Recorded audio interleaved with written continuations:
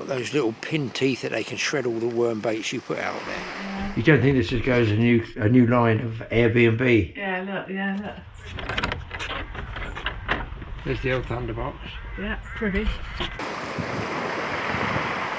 Weight off. Things like this, just a nice, simple, strong waggler. See the hydraulic landing gear down there for cushioning. I've got myself a green face here.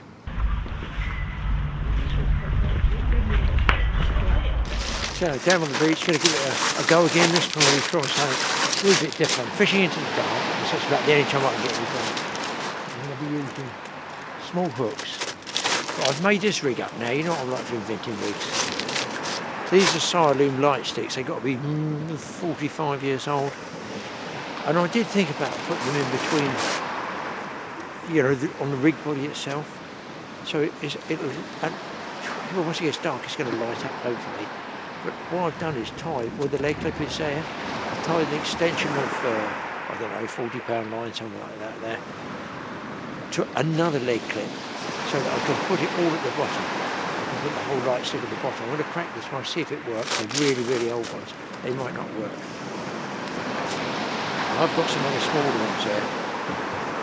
Whether they're going to shake up or not and work, I don't know. I just keep going through them like that. We're going to whiz this one out there. You might not see in the daylight glowing. Grip leads. I'm going to put squid on. I've got barely any worm. The guys, they've not been digging the worms apparently. So I'm going to put some squid on and whack them out on all the rods and see if I can get all my light sticks going. Whether it does make any difference when it's dark. Let's get bait in the water. Squid only until it gets dark, and then I'll do worm and squid cocktails.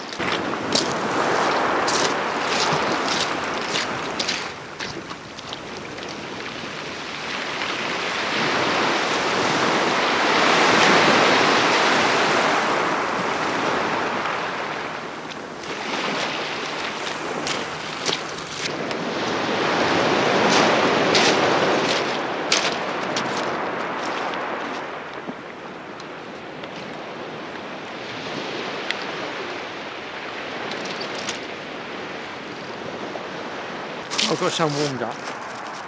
Some I prepared earlier. You can see. A couple of them were dead. You might be able to see that one. It's not dark, anywhere near dark yet, but that one's glowing. I've got a piece of tube here, a piece of tube there. I've got it on that piece of extended heavy line there, and it slides right down. So when it goes through the air, hopefully it's going to tow that with it. All I'm going to do, because I've got so few worms, is put some squid on, strips of squid. Luckily I've got 4 or 5 squid left that I can strip up and use until such time as it gets dark. Annoying, you know, you want to use worms, but if they haven't got them, they haven't got them. And they're real small, some of them shouldn't be sold really, they're too small. Right, let's get this rigged up. I've got a little piece of pallet wood here to, as you can see, cut up with. So that's the rig lit up there. I've slid the worm stock right up the line, but every time I get, as you see, a piece of squid like this, and you're going to see that there, I'm going to, as I thread out the hook, I'm going to put a twist in it, sometimes you can do 2, a twist, and then I'm going to put the whole thing on the hook. It's only about a size 2 hook, this one, all the way up. So it's a clumpy little bait, isn't it, like that? You can see it hopefully there. And then I've got plenty of little notches that I can feel it pop over there. Now, if it slides down to a gobby mess on the bend of the hook, I can actually whip it on there, can't I? But for the moment, I'm just sort of throwing it out. It's going to sit like this with that light attracting it. Until we get the worms on, I really don't hold out much hope, but let's hope I can get something once I get those worms going. Also, just so you see it, this is just a way of getting extra bait. There's the squid head, and I've split it apart. There's the two eyeballs, there you go, see it. Hopefully you can see that, guys, there. It's very blurred.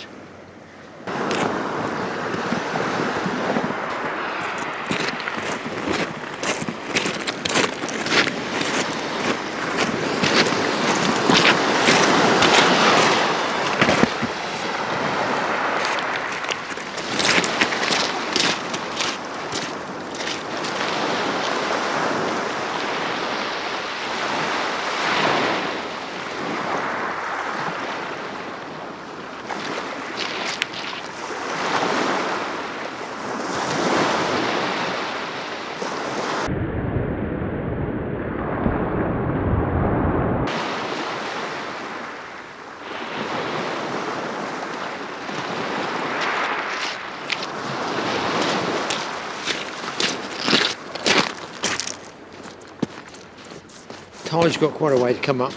Yeah.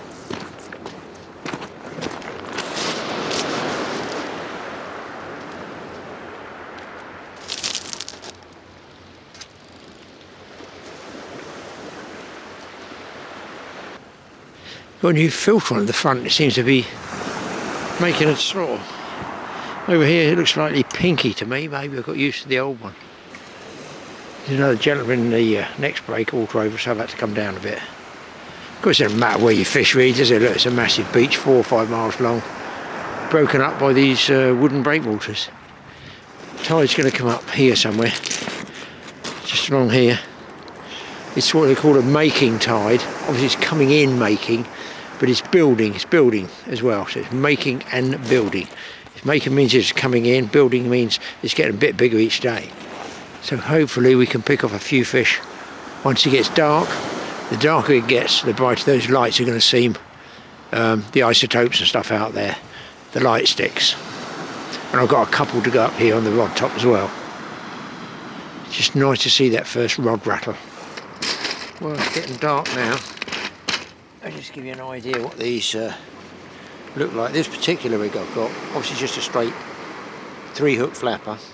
But they come with, look, or this particular one called a lunker light, and that comes with, if I bring it up to the camera, like a plastic cartridge cut in half, semicircle tube cut in half, and you can thread your line in and out of there to hold it, and I got it down by the ledge. I can slide it up and down if I want.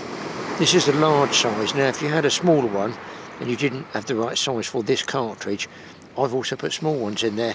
You can either whip them over or you can use a bit of bait thread either end of it, but this is a giant size, and if you listen you'll hear it go in, pop. That's locked in there now, and I've got it slid right down by the lead there. If I put the light off, it might give you more. It's not dark by any means yet. Well, there you go. I've got myself a green face here. You see that one? Let's whiz it out there. You might actually see that go through the air. There we go. It's all ready to go out there.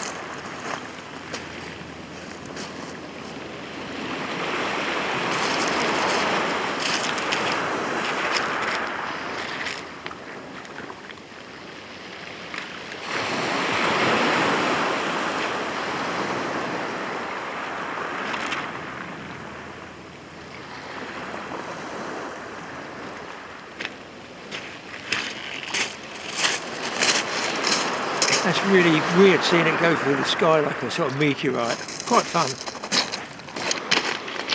So I'll get the other one out. But something worth mentioning is these, when it's cold in the winter, don't stay for bright for as long. Say 6 hours and not so bright. In the summer, in warm, say tropical waters, stuff like that, they're really bright, but for a shorter time, so they last a bit longer.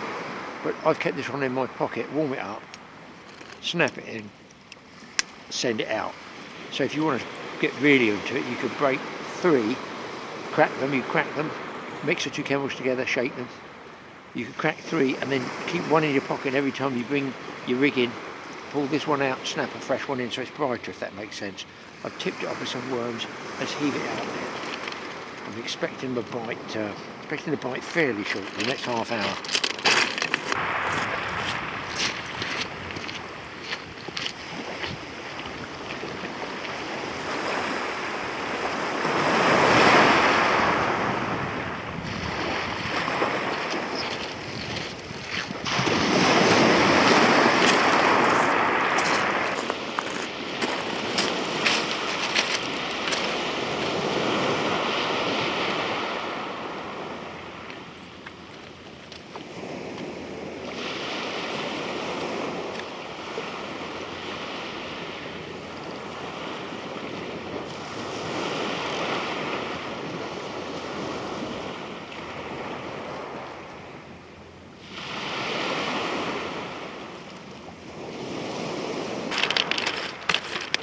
Well, it's dark now, so I can see the two light sticks on the rods. Rod top. So I'm going to be using this, the out task one. Light, just press the button here, legs rocket out, pull the top up, and then you've got a really bright light there. And trust me, it lasts for ages. It's just enough light there to get the other rods lit up. The bright indicators with the little tubes and the starlights in them, the little starlight ones up there on the lighter rods, and I've got the white paint on the rod tops here, which will be picked up by this light.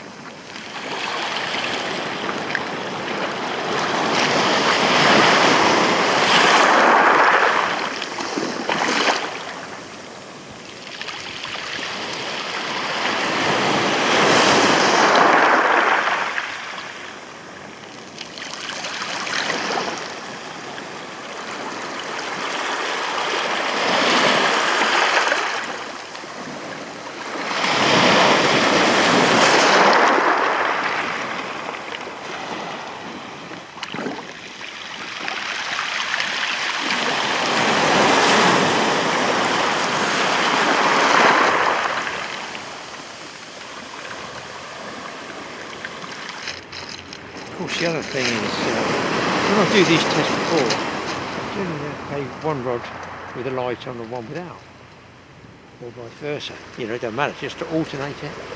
But I put lights on all four, so I've got to be thinking about this. I haven't seen the gentleman wind anything in at all. I haven't had one bite, so just in case those big ones are too bright, I put the fish on. I might give it 2 hours. If I don't get anything then, try it without the lights. But I will be expecting bites by now. It's sort of quarter tied up. But those big ones, those lunker lights, they are very, very big. It's better than these sunglasses.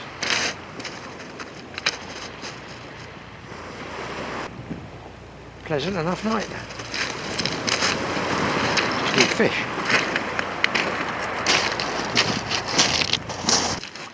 Well, folks, just time for a bait change. Proof of the pudding. There's a whiting. If I can get it untangled. There. There's the light. So I'll switch it off. You can't see the whiting, but you can see that light there. So they're not put off by the light. Just when I was thinking maybe I should give it a try without this light stick on there. But where we go. Let's get this guy back. Splashing water all over the legs here. Oh well, Fingers crossed we turn the corner now.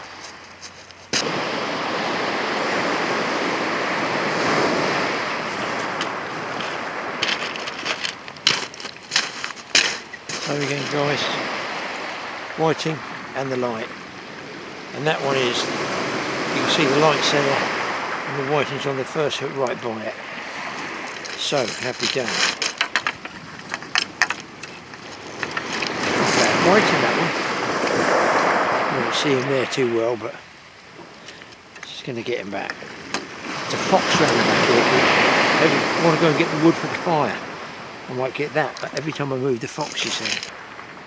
Got those little pin teeth that they can shred all the worm baits you put out there. Now let's get him back.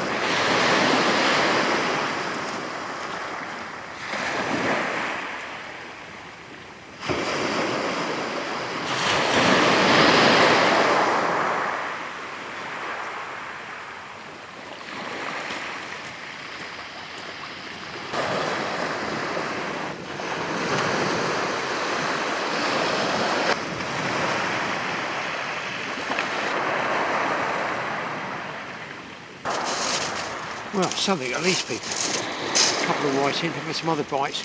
Bang! Stop. They just don't even come back. Oh, there might be small bass. And that's it. No dogfish, no flatfish, no dabs. Waves are getting bigger. Don't know whether I'm going to be sort of. Well, obviously I'm safe here, but it's going to come right up. I think there's at least. As it comes in, it's going to get steep. The waves get bigger. No cook-ups on this one, people. Just got a couple of sandwiches. I wish I bought more food, but I haven't. I've got the shelter up because it's just air movement from the southeast. It's cold. I don't want to get that air movement from there. It's really important when you're outside not to get chilled. If I get chilled,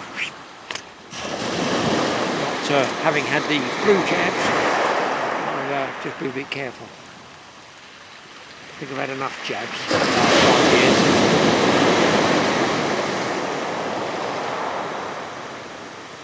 Well, how long I can make my one sandwich and one mince pie last, I don't know. I'm kind of amazed because we get to sort of January, time I put this up, it will be nearly January, but January is a real rubbish month on the South Coast beach fishing generally. Talking overall, the specialist anglers that go out all night with special baits at single mast, don't catch giant fish. That's just the way they do it. I don't live near the sea, a lot of guys don't live near the sea, you just have to go when you can go weather-wise, but generally January and February is probably even worse. But flounders, if you live in an area with some good flounder fishing, which used to be here 50-60 years ago, not now. But if you get good flat fishing, that's entertaining. Whiting will generally sort of go through a bit, and then there's a sort of dead period till you get the spring, you get March. Well, in March we really go down the west coast, down the Bristol Channel, we get a good run of common over there. Generally. Who knows nowadays? There's always a few good fish down there, Bristol Channel anyway.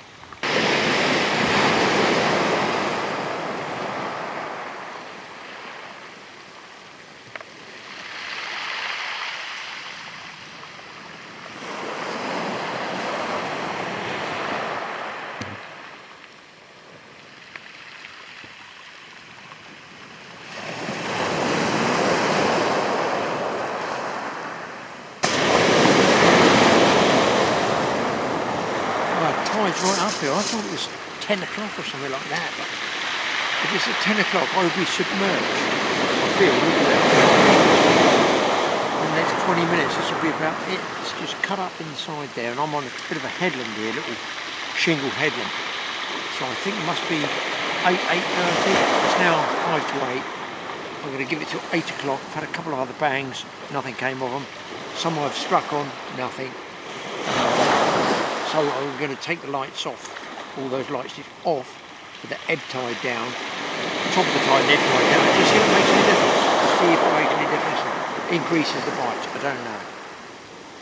Strange though, but very, very quiet from the last time I fished here. This could be the deadly period of the start of January. What am I going to go fishing for? Pike? I kind of get replies from river people I want to get a ticket for. But there you go, maybe I'll find somewhere there's a bit of decent pike fishing.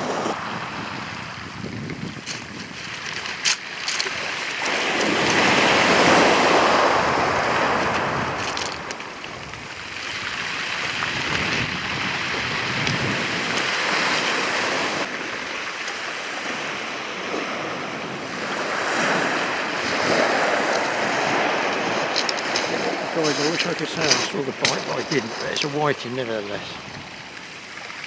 Not a fish here. But it is very slow. I'm just having the last cast of whatever worms are left. And that's me done. So very sort of disappointing. And get this guy back. He's unhooked. I'll just put the lights back on the big rods and lob them out. And then I'll start packing gear up for the car, and you might get lucky and hang an extra one.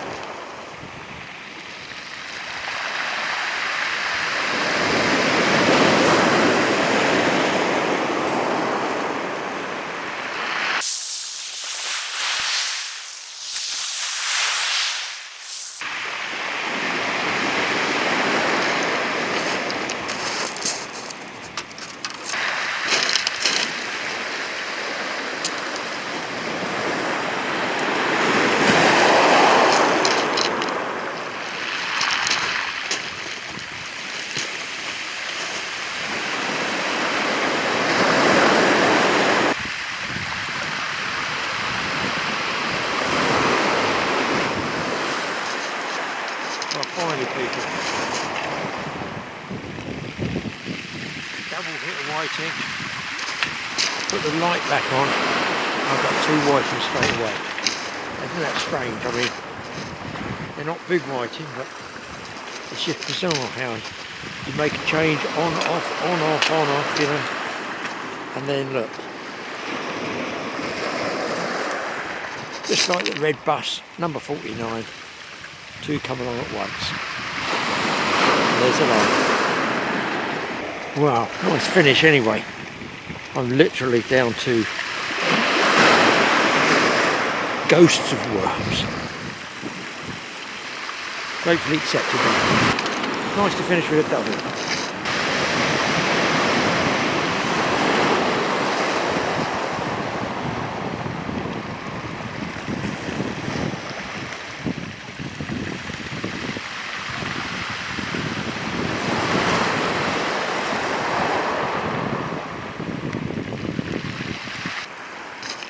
Very big cruise ship out there. I'll see if I can zoom in on it for you.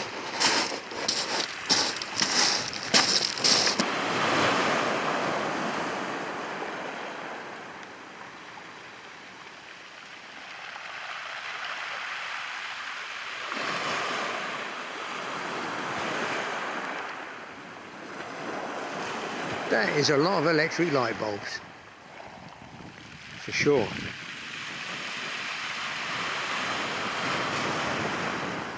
Wow, that was one big cruise ship, wasn't it? If he'd come any closer to the shore, he'd have lit all my rod tops up. I could have saved myself some battery power. Now, over to the random section to see what else we can dig up for you guys.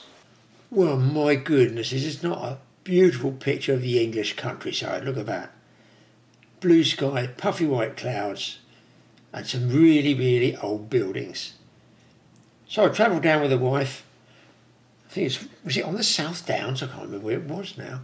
And look at this old building. A lot of these, I believe, are reconstructed old ones. So they've been saved and salvaged, I guess dismantled, and then reconstructed, trying to retain all the original wood, timbers, bricks. And I mean, look at this, look at the herringbone brickwork in there. And look at across the other one. Is that a sort of Tudor design with that timber? Old nail, even the old nail there, look at that. You can tell how ancient the timbers are. Some of these, I don't know, I suppose they go back to like the 1600s, I don't know. I should do. Galvanised nail top left, perhaps not the 1600s, but you can see the wood pegs, look, holding the slates on the roof. Very, very big rooms here. I love seeing all the old beams bolted together like that. When you think it's a basic architectural structure that has lasted for hundreds of years. And you think of all the modern buildings that we have to have that have got to have all this insulation and that insulation or whatever. Hang on, these people, we're supposed to have global warming, aren't we? So it should be warmer, not colder. And these people lived in these conditions, in these buildings, for hundreds of years, and survived. It's weird, isn't it? Some of the building regs of today just probably do your head in compared with these guys, how they built with wood and all the basic crafts of building, I'm going to call it. So I love going around all these old places. I mean, it's something to see, and if nobody else looks after them or sort of cares for them, look, it's like a sort of plaster and laugh. They show you in sections how they were built like that and then plastered over.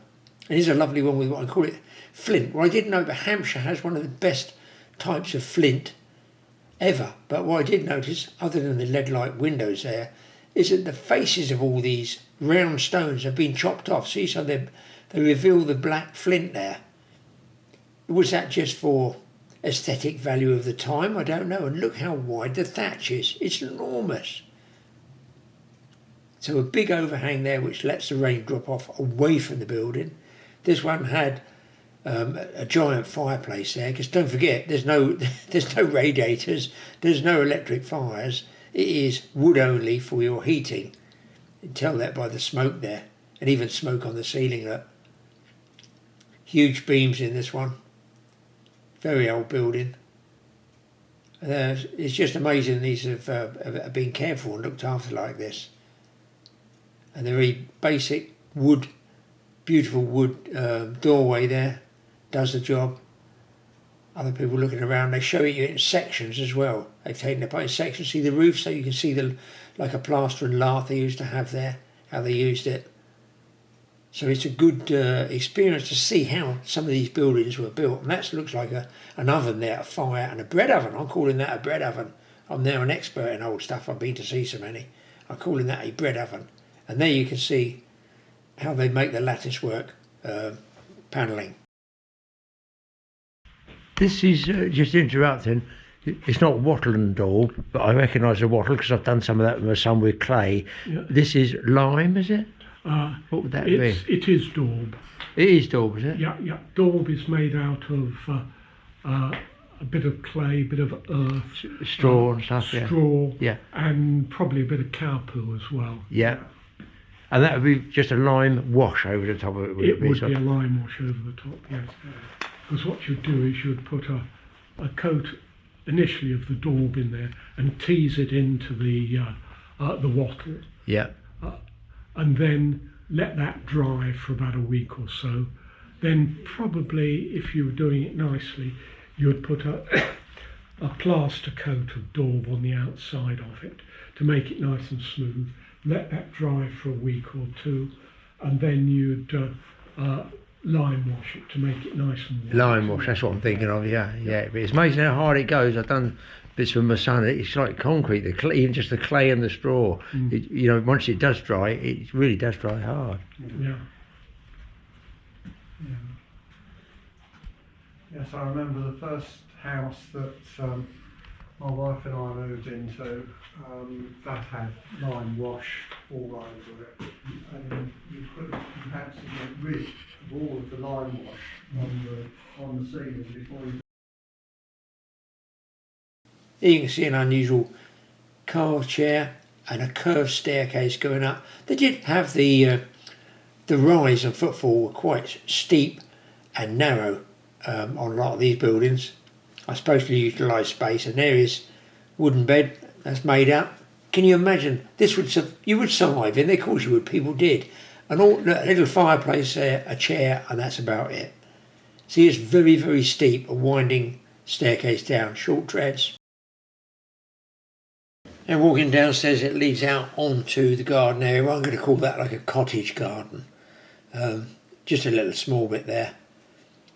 You can see they grow all their vegetable produce there. They've got the logs on the right, because that size log is not so much for the fire. I think that's more for the baking oven, I believe. And here a lot of plants. It looks like a mess, but they're all there for a reason. I believe it's a sort of herb garden. And you can see they got the sticks there to keep the birds off. I've no idea what some of these plants are. Lovely old thatched building there. And what a day, what a picture. It's almost what we call a picture postcard. English picture postcard of the... I'm I'm going to call it the best of the summer last year. It wasn't the greatest, was it? But we've got this to look forward to. For those thinking what the next year is going to bring, just think, look at this and think that's what it's going to be. And there's our water. A hand pump pumps up from a well, I guess. Beans, I can see onions there. Bound to have some potatoes. They're dead easy to grow. You used to cut them in half, or you let them run to eyes, and put them in a dark potting shed. And then when the eyes shoot on them, you can plant them out after the frost has passed. Loads and loads of flowers as well. Beautiful flowers, but even so, just look there. Not many insects around them, is there? And this is what I've found in the last few years, 4 or 5 years. Not many insects on them at all. Eight children lived here.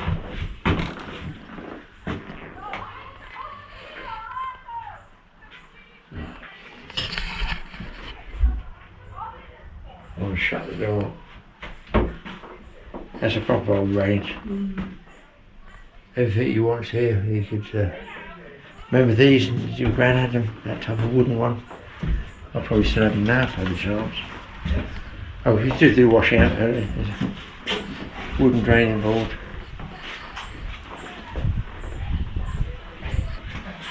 Cold, isn't it? Yeah. And the room's small. Yeah, I've just filmed it. I'll tell you what it's like. Yeah. Where did I come up? No, you have too many stairs for you otherwise. Yeah. Oh no, you have to see the sleeping arrangements. Eight children. You have to come and see the sleeping arrangements. 8 children. Yeah.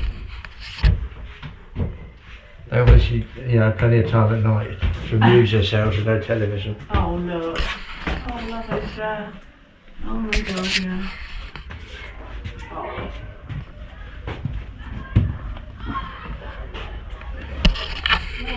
Little mat there. Yeah. Little fireplace. Harry's got those fireplaces in their hand. Well, this would have been bedrooms as well, wouldn't it? Yeah, but this is how it's built when they had to reclaim it. They've rebuilt half of it. Oh yeah, the bed. They've probably got 4, 2, 4, 1 there, 3, 6, 7, 8 together. 8 children, yeah. Yeah, they're all in the beds together. See, that's how they would have been, wouldn't they? Little dresses and that, yeah. You don't think this just goes a new line of Airbnb? Yeah, look. And there's 3 in there, 2 in there, head and toe in there, head to toe. Oh, of course, that's got the pillars each end, haven't they? Head to toe, yeah. Head to toe. That's 2, 3, 4, 5. Yeah. Oh my god. Well, probably 2 in there, 3 in there altogether. 3, 4, 5, 6, 7. Oh my god. Oh, isn't it? There's the washroom. The washroom, oh my Boiler, you boil the water, look. Yeah. Boil the water in the bottom, put the fire in the bottom, and that's your hot water. Yeah. You boil it. I've never seen one of those, I must admit. And This is for washing. Yeah, So you just twist it, yeah, that's it. mash it And around, there's the mangle there, outside. and that's a man. Got to play with one of those. My gran had one. I remember my granny having a mangle. Oh, Oh, it's a little boy's room here. we're heading outside. There's the old thunderbox. Yeah, privy. That's what it's called, isn't it? Yeah. Privy. Oh, God. That'd be everything, isn't it? And water there as well.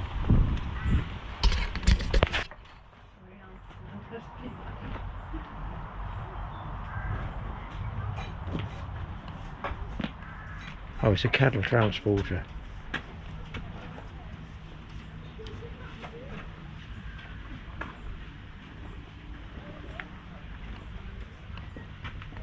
These are hay, like a hay wain.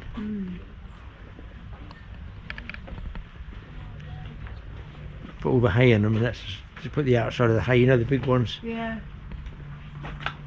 Don't know what that one is.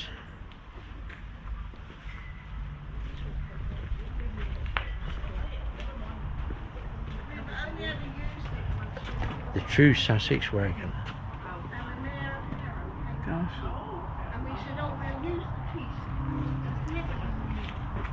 My granddad used to paint all those. Yeah. This, he used to do that. Yeah. Those fancy lines, that was his hobby. Hay sweeps the hay up. Yeah. This looks like a seed drill or something, this one. Another hay sweep. That's a fertiliser distributor. I thought it was seeds, I was close, wasn't I? Yeah. Like fruit, herbs. Nice little gardens, aren't they, little? Yeah, herbs.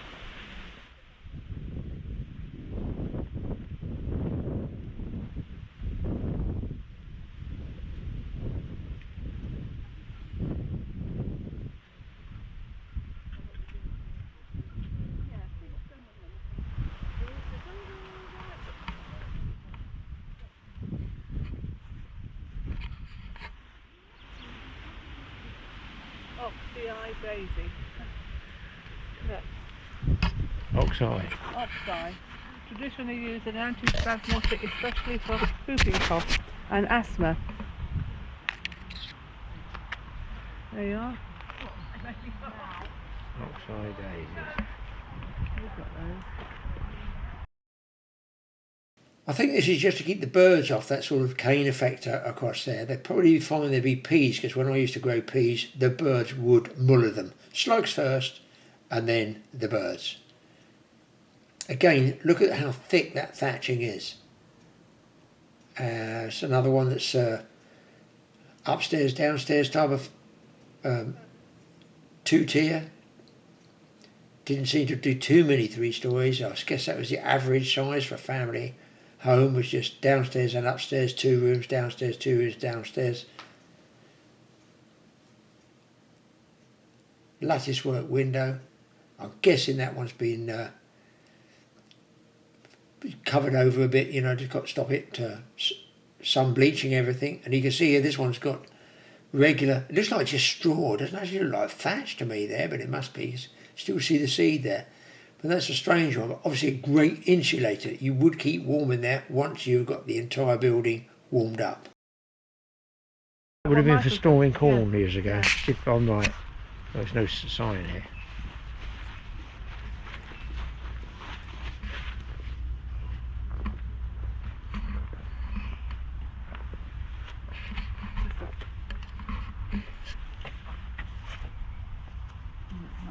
Not a house, it's just a storing place. It is a grain store. Huh?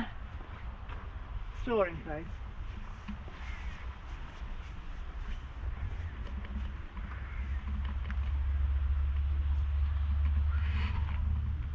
Lovely pack. Yeah, it is, isn't it?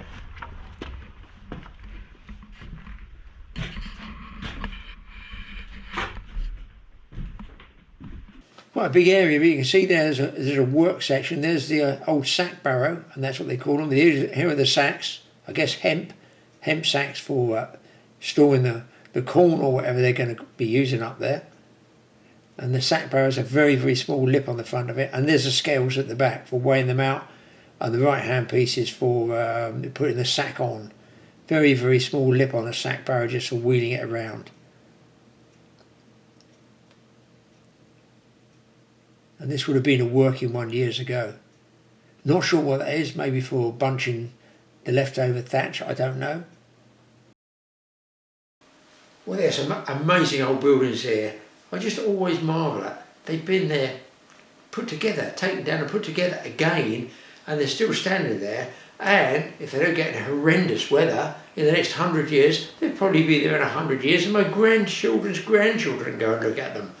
Let's hope they stay there. Now, on a similar vein, fighter planes. Similar vein. This one's called a Grumman Martlet. Specs on this one, 1240 horsepower, 328 miles an hour. Armaments, 4 half-inch wing-mounted machine guns. Weight loaded, just under 3,000 kilos. 38-foot wingspan, a length of 28 feet. A Grumman Markland Mark 1. Aerial reconnaissance photographs taken the next morning revealed the success of the raid. Half of the Italian battlefield had been disabled. Whirlpools leaking from ruptured fuel tanks right out of the damaged ships. See the hydraulic landing gear down there, the cushioning. And you see the two holes just there in the wings for the machine guns.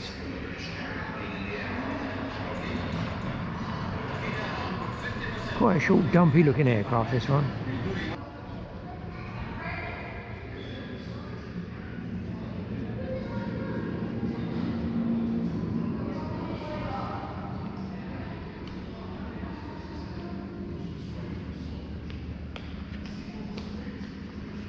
I'm always amazed, and not having seen these aircraft carrier ones before, how they fold the wings out. You can't even begin to imagine how they've got to be engineered properly to retain the strength when they're flying, never mind folding the wings up. But look at the gubbins underneath there. You know, when you look at all these gubbins in here, guys, you've got to think, yes, the pilot gets, I want to say, the glory, but you do in the films, don't you? But you don't realise all the number of engineers that are needed, the ground crew, to keep these aircraft working and to even know what this is working. And that's just a wing section that folds down.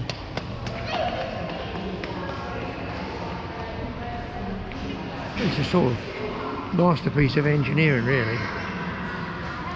So that's a Corsair KD431. This one, I'm going to walk up to this and say this is a Meteor, because I played with those as a kid, which shows my age.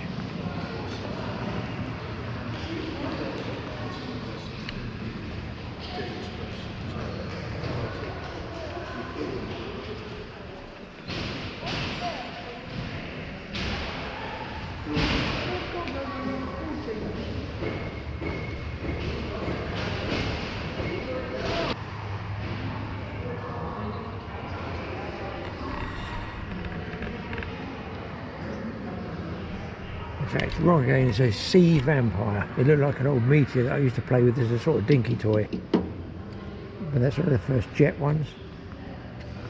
This is a practice torpedo here, a wooden one. I pull back, you realise how big it is. 13 feet long.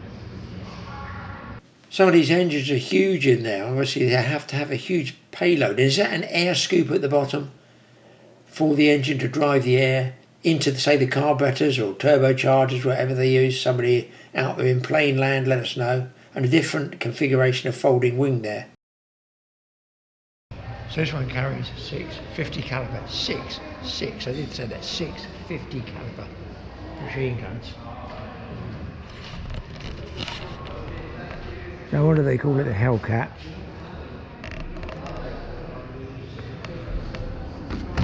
Very, very light aluminium though.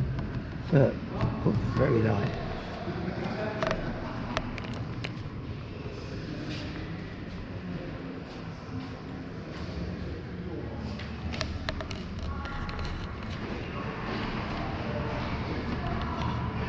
Different angle on the folding wings.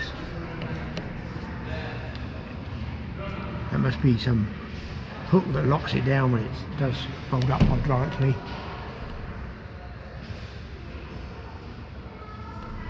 And the rivets, look at the amount of rivets there.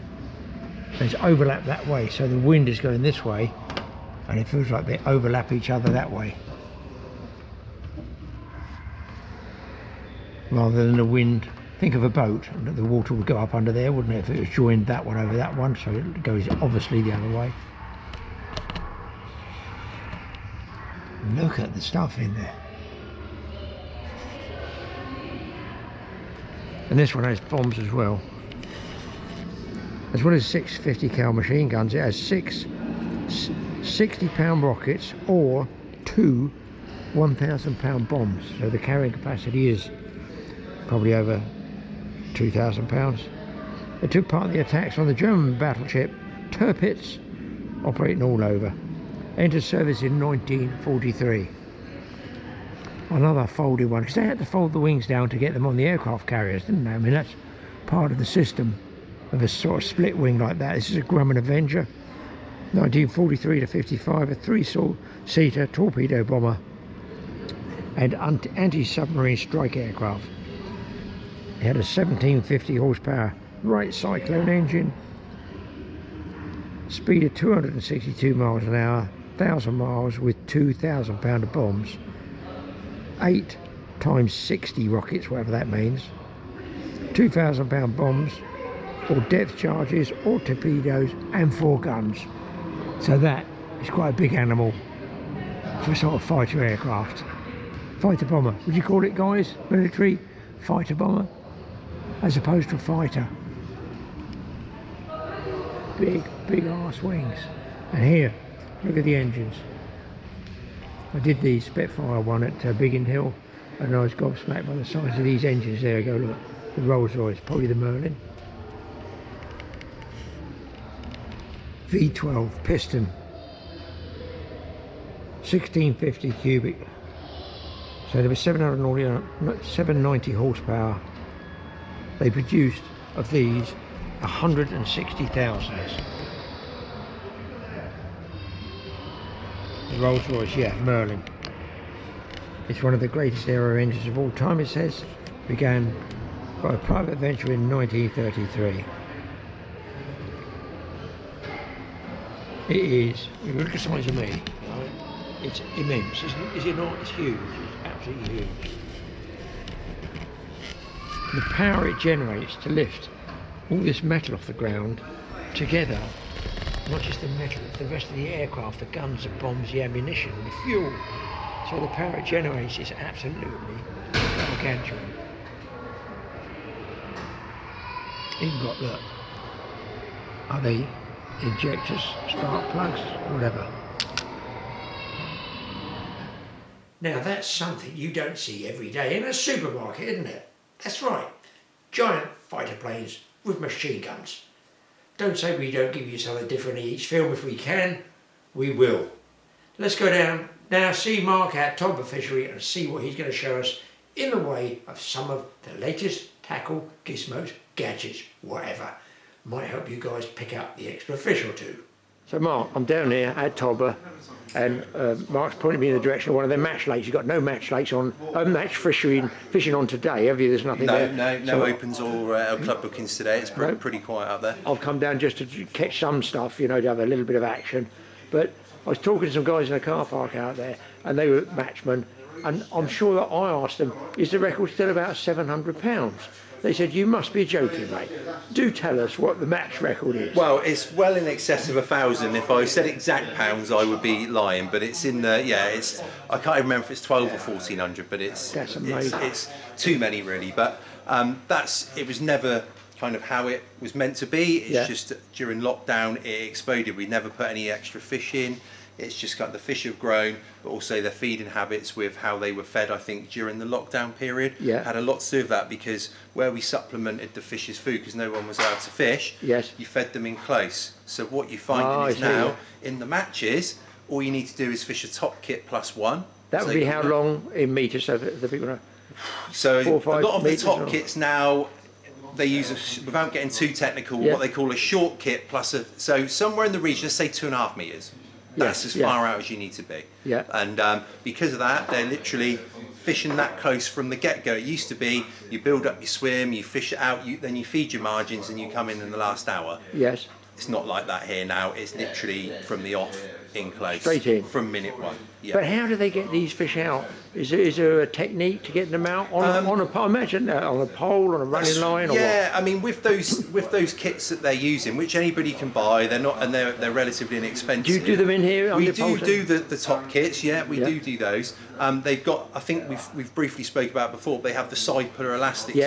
When the elastic comes out, if you need to get them in quick, you can quickly strip the elastic, almost like you're fly fishing. You strip the elastic out the side and then net them, and you're straight back in again. So it's quite, it is a bit of a numbers game. So but you've got to. I was just thinking of the time scale of playing a fish. Is you've got to get them in quite quickly before they sort of wake up. Is that how it works? Exactly. You almost, that whole thing of hook, because they are literally right in front of you where you're catching them. Hook, net, it's But that's, as I say, that dynamic is changing slightly. It's still very heavily stocked at the moment on Hillview and also Homeground Lakes up there, which I know you fished before. But Ash Lake, since you last came down, which was also similar, all carp have now been removed. So that's now a silverfish lake. I did see something on the Facebook about silvers matches. You know, that's interesting. We do appreciate that not everybody wants to be in a fish race up there, and it's not feasible on a match. for everybody to carry 20 keep nets. So how does it? Now tell us how it works on the weight. People must, you know, you have a limit on the weight, just so Joe Average knows. Yeah. You know, is it £50, £60? So our limit is £66 per net, which, and like I say, that's on a simplicity for scales, because we can get our scales to 0 back to and then to 66. Yeah. But also from a fish welfare standpoint, it would be very easy for people to cram Too many in. 100, 200, 300 pound in a net, and that's not right. You know, you're dragging that lot, and Yeah. it's They're all on it's top not of each fair other. on the fish. So it's a limiting sort of thing from a fish welfare perspective, but also for ease of weighing in. The lads have got to lift them on the scales. It's got to be liftable as well. So yeah. The guy's fishing in a match, and somebody will come around and weigh the fish At the end for of him. the match, it'll be a couple of members of staff. So they don't weigh him during the match. No, they're all weighed in at the end. So you'd have several keep nets? How many keep nets? We have had instances, obviously, when the £1,000's broken, where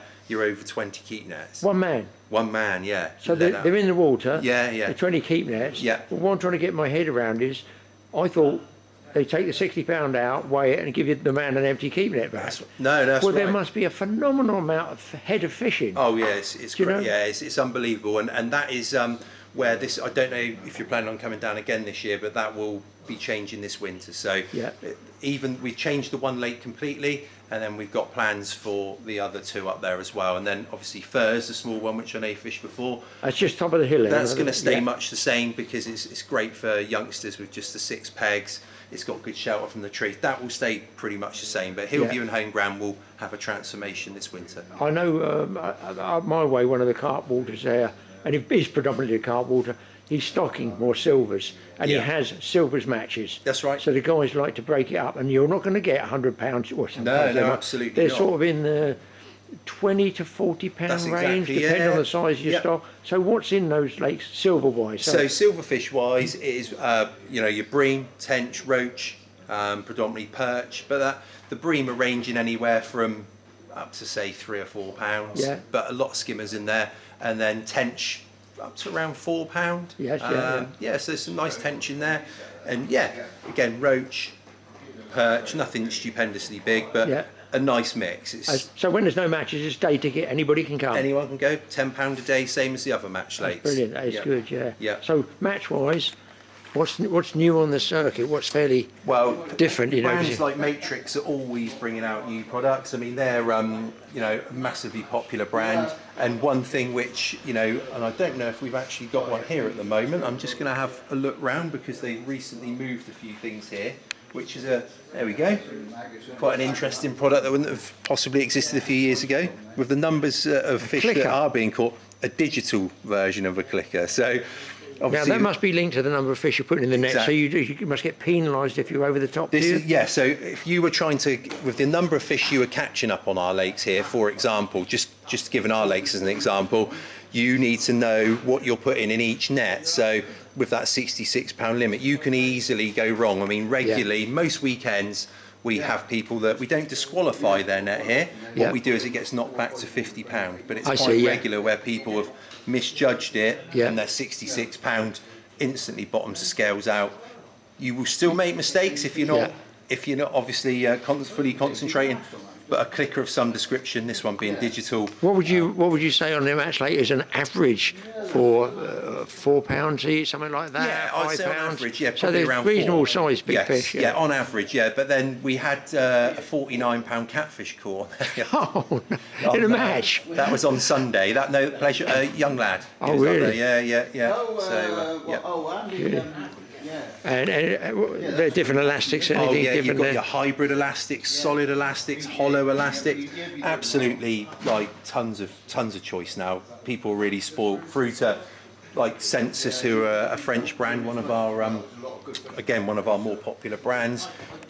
They do a lot of natural, because they're a continental-based firm. You find a lot of their stuff, although they do a good range of carp stuff, a lot of it's natural venue stuff, which is great for our locals here that fish the River Stour and things like that. You know, things like ground bait whisks for mixing up your ground bait. You know, most brands do these now, but you know, things. Again, all to help. Yeah. Oh yeah, definitely. Yeah, absolutely. Yeah. So for the people that are doing their long range feeder fishing, or you know, if they need to get a significant amount of bait out there, On a quiver tip rod, there's yeah, something well, there's a lot of brands now actually that do you know, a dedicated bait up rod.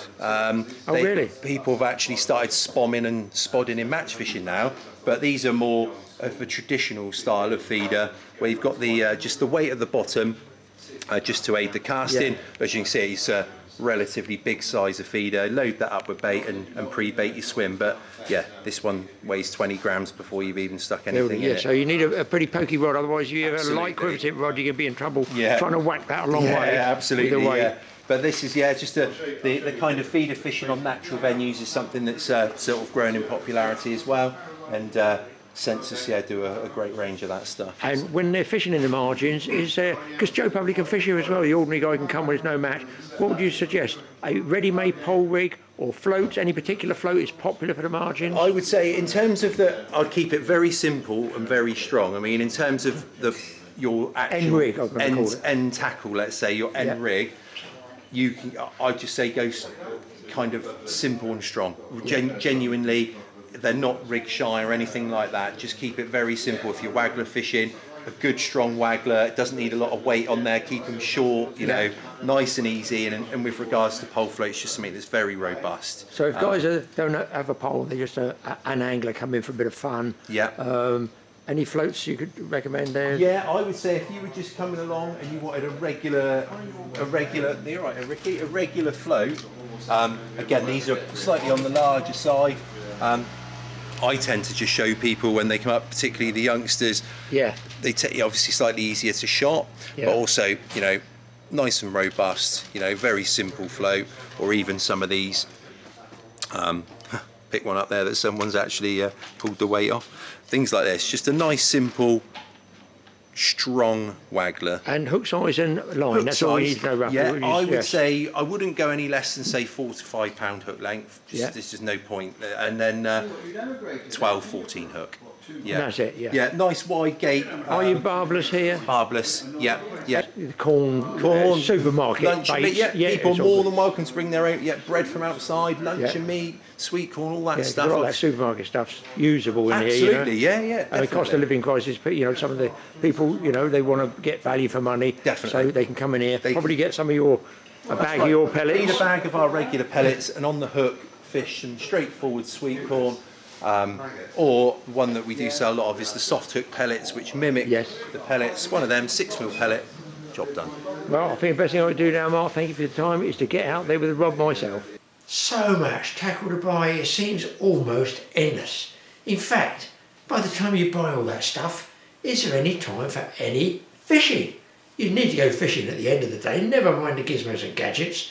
It's the bait on the end of the hook and being there at the right time that I think is key to it. Still in the random section, we're going to go down to South Hampshire and look at a quick little peek at some silversmithing. So here's something different I stumbled across going through, I think it was a craft section somewhere that we did a visit to, and the lady was involved in making silverware. As you can see, if I zoom in there, I think she said, well, they're 90% silver. Now watch what she's doing here. She's grinding something up there. Now she's got a special little device here. If it's quite interesting, I've never seen anything like this. A weight at the bottom, a special type of glue there she's painting on the start of the ring, and then she just puts it in this vice thing that's got there's a bit more, whatever that is she's putting on is obviously very, very adhesive, and then she's just carefully balancing it so the pressure is there. Yeah, it's a weird vice. I've never seen anything like that, but I wouldn't do because I don't work in a jewellery factory. And a jet of blue flame at distance, not on the peak, just to make that go off, I guess, that glue, epoxy. She puts a little dab of, I guess, another piece of silver on the other side. I think she told me, or was it borax? Somebody told me.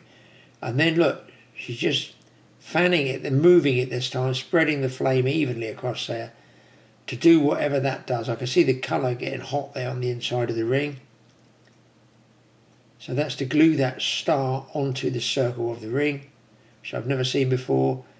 Obviously it's hot, it now gets dipped into, I think she said it was an acid bath in there. which does something or other. Lady told me, because I'm not very good at schooling, I've forgotten immediately what it is. She said it does, the acid, something to do with the oxidisation or something. And then puts it in, rinses it in water, and then I think it's put into some machine for drying. Silversmithing? Is that actually a word? I must Google that one, somebody tell me. Is there such a thing as a silversmithing? Anyway, thanks for watching this little issue we got here for you. Different topics in there. I've got loads more to put up. Take them with the end of some fishing films. It just gives you guys a longer watch. Sit down in the chair, grab yourself a drink, cup of tea, beer, whatever, and just enjoy. We'll see you next time. Meantime, don't forget to go and watch Mike's TA Outdoors. See what he's up to. I know he's been out in the woods quite a bit, doing his filming and stuff. Might be something different in there. Again, you can jump from one channel to the other. And the other thing, if you find these ones that I do with the tagged on bits a bit interesting, why don't you share them with somebody? Just try somebody else who wants something interesting to watch.